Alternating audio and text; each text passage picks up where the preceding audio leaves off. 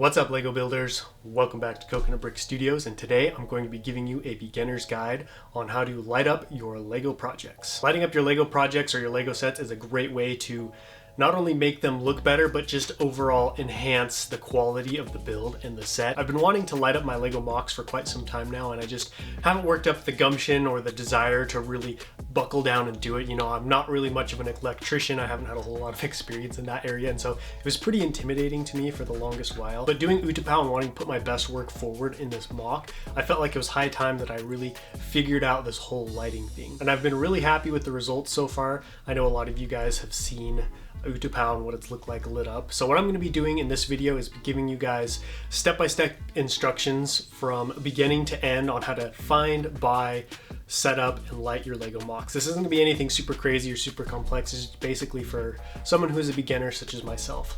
So for your convenience, I've broken this video down into 3 sections. The first section is going to be how to find and buy the lights and what lights to buy.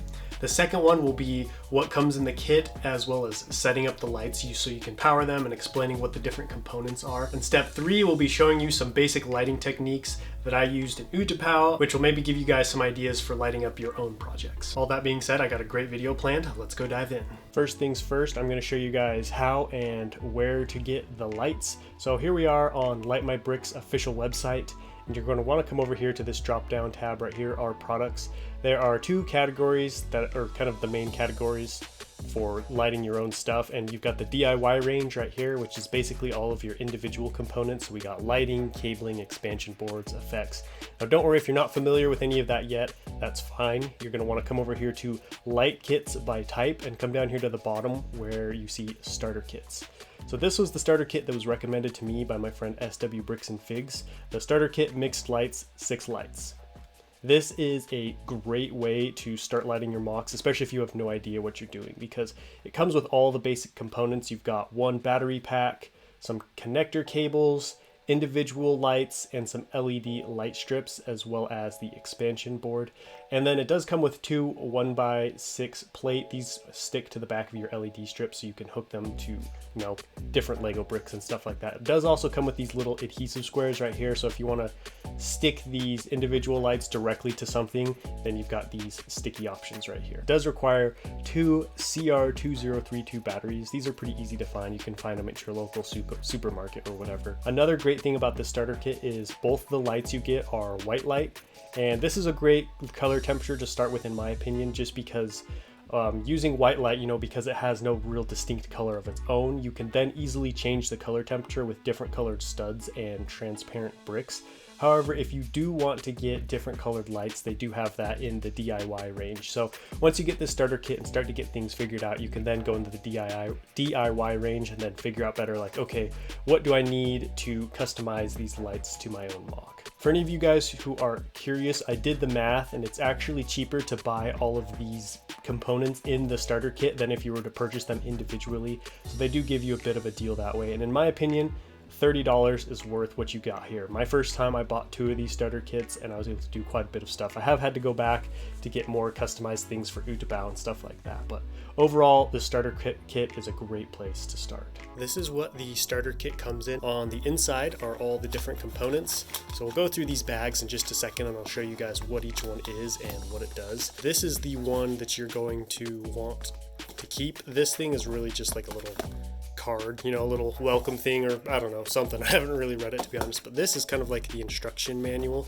So this tells you what everything is, and then it shows you basically like how to use the different components, how to put them together and stuff, and then it gives you like some techniques on how to run wiring across Legos, how not to do it. Basically, this is your step-by-step guide to lighting up the MOCs and putting all the different components together and how to put them in correctly, because you have to make sure you connect the wires to the expansion board in the correct manner, or else they will break. So before you do anything, before you light anything up, make sure you read this whole manual and understand it. It's very simple and very helpful. Each one of these bags comes labeled, so if you're not sure what's inside, just read the label. I forgot to mention earlier, these bit lights are 15 centimeters in length. I haven't had to order anything longer, but they do have longer and shorter options. First thing you're going to want to do is connect the battery pack to the expansion board. So this expansion board is just a series of ports, and this is how you're going to connect all of your different lights to the power source so they can be powered.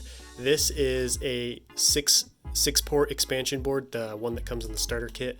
And then this is how you open up the little battery pack. It just opens on a hinge right here. There's the 2 spots for the batteries. And then now you're all hooked up and ready to power your lights. The next thing I'm gonna do is stick my LED light strip to the underside of this 1x6 plate. So you can see it's got that pull tab, and then you just need to line it up with one end of the 1x6 and then just press down gently, and there you go. Now you have it stuck to the bottom of a 1x6 plate. The way you power these LED light strips is with these connecting cables. So the smaller bit lights, the individual lights, those automatically connect to the expansion board via a built-in connector cable. However, these LED strips, as you can see, don't have any kind of connector cable, so that's where these come in. It's got a port on either side, so depending on where you want your cable, you can just plug it into that side. Once you've got that connector cable plugged into this side, then you can take the expansion board and then plug your cable into the other side. Make sure to read the directions on how to plug these in, because they will only go in a certain way.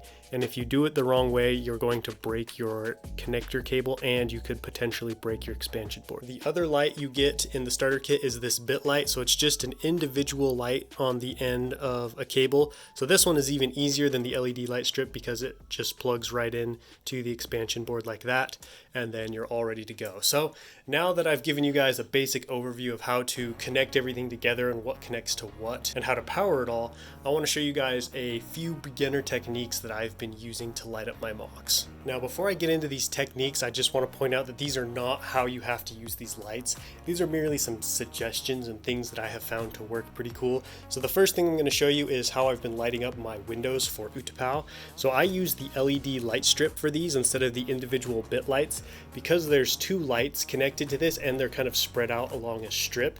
It allows you to get a broader area lit up, and that's kind of what you want with windows, right? I don't necessarily want a single bright light behind each of these windows, because that'll look weird. And if you think about it, if you look in a house, you don't typically see a light bulb right behind the bit window. So what I did was I just took some plate right here, set it up as a little stand, a fair distance, fair distance behind the window, so it's not directly behind it. And then I've got it all connected already. Once you turn it on, then you've got a nice light in the window. Now if you feel like that's too bright, you can always scoot the light back further to create a dimmer look. Or if maybe you only want the bottom one lit, you can stick your plate down here like that and leave the top one dark. It is fairly bright though. You can see it makes the windows look very well lit. I scooted mine back a little bit on Utapao because I wanted kind of a dimmer light. The next technique I want to show you guys is how to light up some kind of wall mounted lantern. So we've got our lantern right here, and then behind it I have 2 of these bricks, and the bottom brick is where the lantern hooks into, and this second brick right here is what we're going to be using to thread our light into the lantern. So you're going to want to stick the back end, the connecting area of the light, through the hole like that, and then pull it till it won't go anymore. And then you're going to want to take the top of your lantern off and take the light part out. So I kind of want a blue light, so I'm going with a trans blue. And then here's the hard part, lining up your light so it sits directly in the center of your lantern like that. So we've got the light in there now, and the cool thing about these wires and what I didn't know about them is if you do it correctly, you can actually connect a stud on top of the wire without cutting them or breaking the connection. You just have to make sure you read the instructions in that packet I showed you guys and make sure you're doing it right so you don't pinch the wire in the wrong way. But if you do it right, you can do a lot of really cool stuff. So now you're going to want to thread that wire back through that brick with the hole in the top and then connect your lantern. So now we have the wire run through the wall itself, and the only way you can see it is if you look really closely at the side, and if you want to, you can even squish your lantern against the wall even further so it covers it up. Now I've got it connected to the expansion board and battery pack in the back, and let's see how it looks. So now you have a nice little lantern to illuminate any kind of wall or doorway or really wherever you want to put your lanterns. The third technique I'm going to show you guys is how to install lights in roofs or ceilings. This is actually a technique that I'm still working on, so I may have a better version than this in the near future. But what I did here is I took one of these bricks with 2 holes in it, and the first hole holds the stud, as well as the lighting fixture, and then the second one is where the wire one runs through. I also ran those little half pegs into the hole just so the hole looks a little bit smaller and less noticeable. I still don't like how the wire runs out the back, however it is on the back side of the light, so if you look at it from this angle you can't really see those wires. And this is what it looks like lit up. So you get a really cool yellow glow from the lights, and if you turn it like this, or if it's going to be up on the ceiling like this, you can't really see the wires unless you crane your head down and underneath, which I feel like probably a whole lot of people aren't really going to be doing. So I think it hides the wire pretty nicely. Another thing you'll notice is I used trans yellow studs instead of the typical trans blue ones I've been using, and you get that nice yellow light instead of the blue one. And I thought this looked more fitting of kind of like a military base or some kind of like landing pad hangar lighting. So that wraps up this Lego lighting tutorial video. I really hope you guys enjoyed it and found it informative. If you have any questions about these, feel free to ask them down below in the comments, or any other suggestions or anything like that. If you like this video, don't forget to leave me a big thumbs up, and if you're new to the channel, please consider subscribing so you don't miss out on any future content. But until next time, happy building.